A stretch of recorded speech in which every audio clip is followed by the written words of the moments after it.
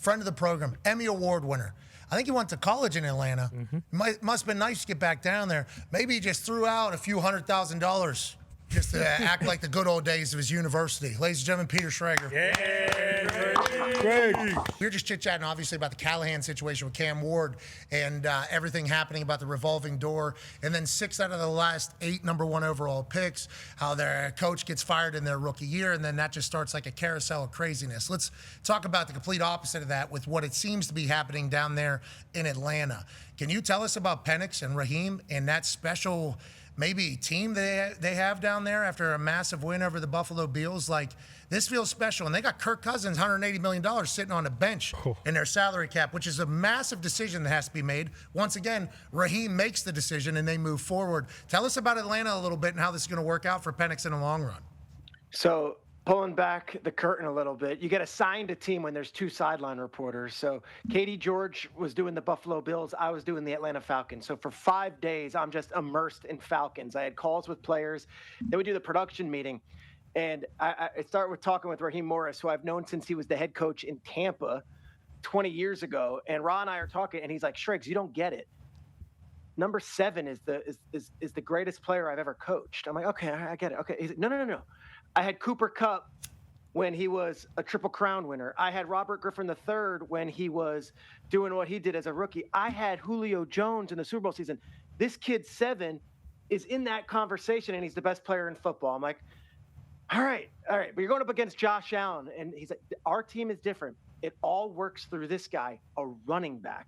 And they use him in so many different ways. BA, I know you're watching that, and you're just smiling because they utilize him as a wide receiver.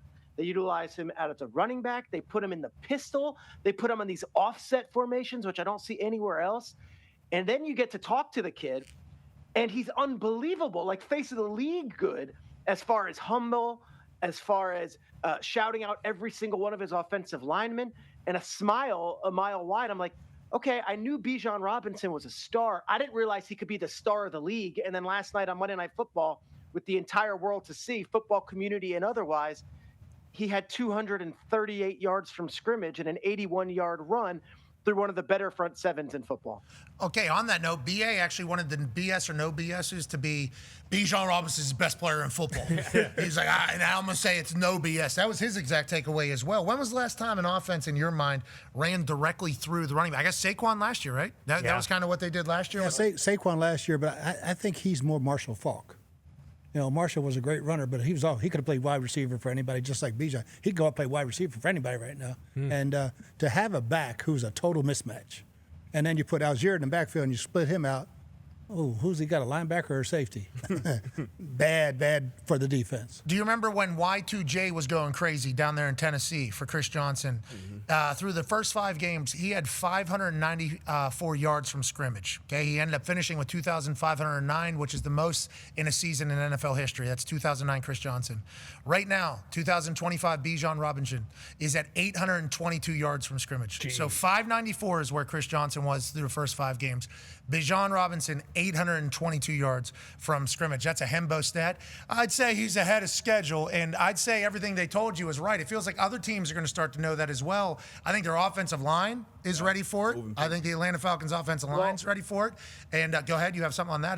Yeah, they're without Caleb McGarry, who's maybe one of the best right tackles in the sport, got hurt right before training camp. And then I reported right before halftime, but the Drake London play was so crazy, they lost Jake Matthews to an ankle injury. So you're without your 2 starting tackles, and you're like, all right, what's our offense? And they still are like, let's just run the ball with these 2 running backs and let's make it happen. Now, Drake London had a big statistical game, but when I'm telling you that entire Bills defense is focused on that guy, number 7, and this was a really interesting, really in the weeds thing. The first several games, Zach Robinson, and all last year when Cousins was the quarterback, would call the offense from up top in the booth. They get blown out 30-0 in that weird game against Carolina. They go to the Washington game 2 weeks ago. He's on the field as an offensive play caller, which some teams do it, some teams don't. I feel like Josh McDaniels, when he was with the Patriots, was always there talking with Brady. I'm sure there's a million other examples. He's on the field the last 2 games, and I'm watching in between drives. Zach Robinson, this young OC, is talking to Penix, and he's talking to Bijan, and he's talking to Drake. he's the offensive coordinator and he's talking with them eye to eye, as opposed to, okay, I'm going to talk to my QB coach who's then going to tell the quarterback. I think that's a major difference. And that was pretty mature of them to make that decision during the season, when last year with a veteran quarterback, it was a little bit different because Cousins didn't need all that. Yeah, on that note, B.A., you called from the sidelines. Andy Reid calls from the sidelines. There are people, obviously, that are up in the booth. Were you ever a booth caller? Never. Always on the sideline. I want to look, like Schrager said, I want to look them dead in the eye. I know when they're bullshitting me, when they're not. They can bullshit you over the phone. But when you're looking from the sky, there's an advantage, obviously? Whether it's quiet, it's like sitting in your office calling the game on a computer. That's what some guys like. I had to feel it, had to see it. Hell yeah. Had to be right there, eye to eye with the offensive line. If I'm going to cuss somebody out, I'm usually going to cuss somebody out so the quarterback can hear me, And so, yeah, it's a great move to put Zach down there. One of my favorite moments, B.A. was interim head coach for us while Chuck was battling through leukemia, which he ended up doing and then coming back to the sideline in the same season, which is an outrageous feat of mental toughness. And what B.A. had to step in and do was incredibly difficult. I don't know if any other human in the coaching world would have been able to handle it the way B.A. did. But he's calling plays, and he's the interim head coach. There was a time where it was like 4th and a half yard or something. We're on our own 24. I'm the punter, obviously. So, like, I'm standing literally right next to him, like, yo, this clock is ticking. Like, I'm not going to delay a game, brother. Okay, I would like to flip this field. We're not going to go. I'm standing next to him. I'm listening to him go through whether or not they should go for it. And it's like, in the moment, there's somebody, I think you were looking at Luck in the eye, and it was like Luck wanted to go for it. Then an offensive lineman, I think, gave you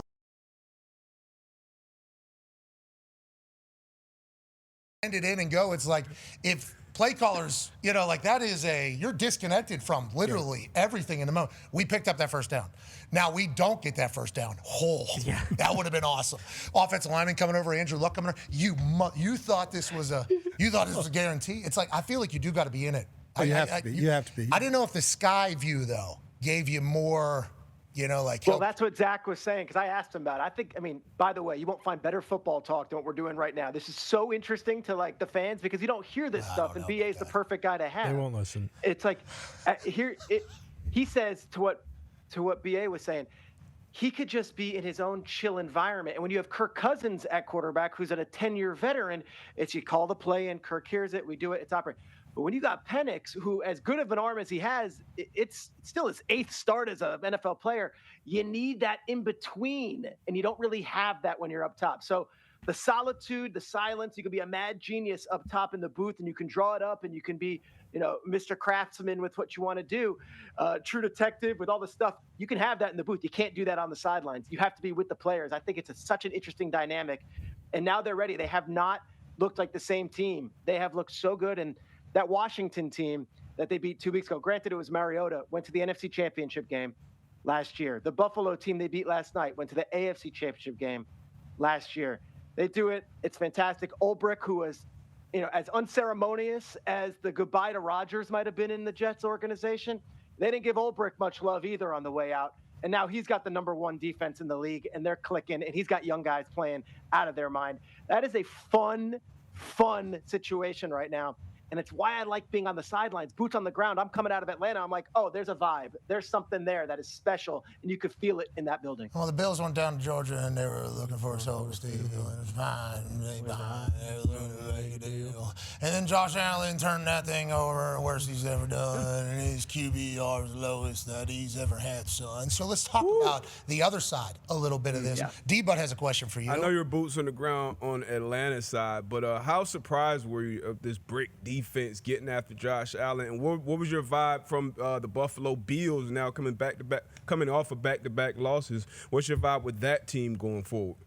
Well, it's interesting because they were stung by injuries coming in. No Kincaid is a huge deal. He's basically their #1 wide receiver. They lose Josh Palmer early on, so it's like, who's going to step up? Well, we don't have Curtis Samuel. So you start looking at guys, and it's like, all right, if this team's going to be a Super Bowl team, and I know Brandon Beane, our guy, is a little sensitive to this when they talk about the #1 wide receiver. But in big moments, it's like Elijah Moore's on the field, and this guy Shavers is on the field. And you're asking a lot from Shakir. You're asking a lot from Jackson Hawes, a rookie tight end. You're asking a lot from. So I'm watching it, and I'm thinking, do they have the horses to go 18 weeks, get that home field advantage, and then do a thing or two on offense? Because you can't just ask Josh to do it all. Cook got going in the second half a little bit, but Josh Allen is Superman, and the Falcons were sending everyone at him. And I don't know, with Kincaid and Palmer not on the field and Keon Coleman not exactly lighting it up, the way they were using him yesterday, I don't know if that weaponry is enough to compete. You got to get those guys healthy, and you got to get them on the field. So I was surprised at how much that Atlanta defense dominated that very proud Buffalo offensive line. They did.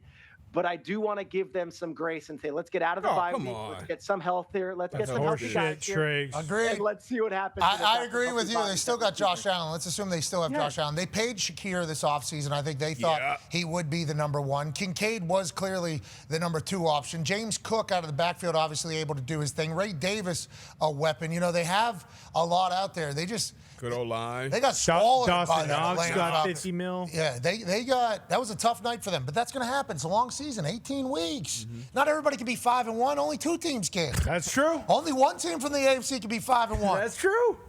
You know who that is? Who's that? Indianapolis Colts. Yeah, who's the coach of the year on the AFC side? I'm still giving it to Brave right now. This guy. All right, let's talk about some coaches, shall we? We saw Callahan gone. I think you heard the tail end of our conversation there. Go ahead, Ty. Yeah, Schrager, does that kind of open the top for maybe some of these other teams who are on the fence about firing their coaches? Does that kind of get the ball rolling here? What are you hearing about some other coaches around the league that might be on the hot seat? Yeah, I don't think there's much of a trickle down because they're not going to hire anyone right now. What they can do, maybe after Thanksgiving, you could start getting your eyes on some coaches and say, all right, let's start the process early. The Tennessee situation is very, very unique. And I appreciate Dan Orlovsky, and I appreciate all the people online who are like, here's an offensive coach that works. Here's an offensive coach that works. McCarthy, you got to want to go there because right now there is, from the outside looking in, some real dysfunction. And that is, you had John Robinson, who BA knows is as good of an evaluator as anybody. Okay, so you fire your GM midseason. That happens. Then you fire Mike Vrabel, and you're thinking, okay, well, maybe his act or whatever it is, maybe ran out with that team or with that owner. Okay. But then they hired Rand Carthon, and you got the stuff here from Albert. Bang. Then, of course, this guy Brinker, who was Rand's assistant, gets promoted above Rand. And then Callahan's hired. He's fired. Borgonzi's hired as GM. He brings in Ziegler, but you still have this Brinker. Then the owner's not there. And it's like, all right, do I want to do this? Is this an ideal situation? Who's calling the shots? What do we have? Because Cam Ward, for as good as he might be, he's a very raw quarterback. He was at Incarnate Word, then he goes to Washington State, then he goes to Miami, then he's thrown in as an NFL starting quarterback. If you're not going to have patience with your offensive coach, who was not only with Joe Burrow, but was once with, Matthew Stafford, Peyton Manning, Derek Carr, like Brian Callahan's not some schmuck. Like he could do this. So if you're not going to have some patience with him, if you are one of these top coaches, is that a desirable job? I need to know the building. I need to know who I'm reporting to. And I want to know that everyone's on the same page. Something that wasn't really talked about highly, like Brian Callahan's an offensive coach. He had play calling duties, taken away from him, whether he gave them up or it was taken away. And then the quarterback's coach was calling the play the last couple of games. Yes. That's a weird deal. Like, that's a little... And owner, hold on. Owner not at press conference? Owner not at press conference, too? I mean, there's some suits that have a lot of power over there, seems like, is what we're hearing. We love that. We love whenever the suits start saying... Would you ever give up play calling to the quarterback coach? What are you talking about? Never. There's a lot of suits in that building need to go to a dry cleaner. And leave them there. Amen. Don't pick them up. So, that's amazing. Because everyone's going to assume this is like, all right, well, who do I want? Who's the ideal list? You might not get the ideal list. You might not get the pick of the litter. The Jets last year, everyone's like, Vrabel should go to the Jets. You think Vrabel wants to go to the Jets? No, Vrabel's going to go to the Patriots. Like, I want the stable situation. I want the place I know. So I say all that to say, yeah, it might lead to a trickle-down effect. The names I would look at are people who feel confident walking into that building. The name that hasn't been mentioned much, Borgonzi's a really, really good evaluator of talent. Great dude. Also worked with Matt Nagy for many, many years in Kansas City. Yes. So if Nagy has another big year, like maybe it's another time we give him another shot as a head coach because they have a relationship. There it is. But I'm talking out of my fanny on this one. I don't know that. Let's do a full search and let's actually interview everybody. Yeah, listen, sometimes you got to sit down on your fanny and do some thinking about it. That's what you got to do. You pull some stuff out of there. We've been pitching Mike McCarthy, but to your point, does Mike McCarthy want to get out of... What's that lake he goes up to in North? Yeah. Well, you just talking about Door County? Door County. Yeah. So I'm going to miss Door County and go down. Is this Brinker's opera? Who's is the owner here? No. We should ask. We're definitely asking him. Yeah. We'll pull this clip out. We'll say, Coach, this is what we said about the Titans situation. Is this an accurate indication of how it'd be? But it is interesting because they got a new stadium coming or a renovation coming, whatever it is. Nashville is one of the greatest cities on earth. Like, that is no questions asked. That place is magical. When we've seen that they are a football place, obviously with the draft showing up, us with the Colts going down there, we always played them. It normally meant something, but they had filled up. The people singing the national anthem, always some It's awesome. super celebrity. And yeah, it's a great Pat, place. like, independently, you could make the argument it was time to move on from Vrabel, or it was time to move on from Callahan. But when you put it all together in that time frame, you say, okay, well, what's going on here? Yeah. All right, last question here. Speaking of GMs and whoever's in charge, they can still make some plays. Go ahead, Con Man. Yeah, Schrager, you're plugged in. We all know it with the GMs. Who do you think is going to be the most active over these next 3 weeks before the trade deadline? Ooh, I like that. I find it interesting because you've got some teams that we didn't expect to be where they are, and maybe you guys thought the Colts. Like, do they go and they make a big swing? Chris Ballard's never scared to listen and take a phone call, right? You look at a team. You look at a team such as, I don't know. We're looking at the list here. You look at the LA Rams. Like, okay, Seahawks and 49ers. 49ers just got banged up again. They lost Freddie Warner. Seahawks, we beat them week 1. Like, do they take a swing? Because you got to look at the characteristics of the personalities of these general managers.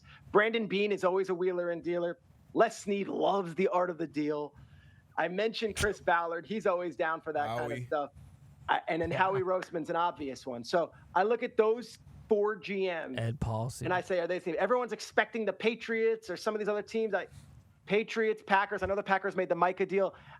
I would see before we. You don't know Ed Policy's new policies for the Packers. You don't. He's baby Carmine. Right. Yeah. You know, they make moves. I was going to say, Ed Policy, he might go out and grab the 3 best available players at the trade deadline. We don't know. We'd like to let Ed Policy know we appreciate the way he's moving and grooving. Pittsburgh Steelers also big-time movers and groovers when they haven't been over the past. Maybe that's the new You're era. right. Omar's done a nice job, too. Aggressive. They call him a con artist because he gets deals done. Now, Tomlin's calling out Andrew Berry for the deals that he's getting done, but maybe in the long term it'll end up working out just like D-Bud said. Shregs, we appreciate you. Your move to ESPN has worked out for us and for sports fans. We appreciate the hell out of you. I'm grateful. Hey, and also that Rushmore stuff you're doing. I have opinions on all of these topics, guys. I know you're posting about it. I have many opinions on best rock band. Are you serious? I love that you got Rick Rubin. I love Jimmy Iovine, but I got thoughts here. Okay, then we would like to hear them at Rushmore on X. That's Peter Schrager. We'll see you in the next hour. Goodbye.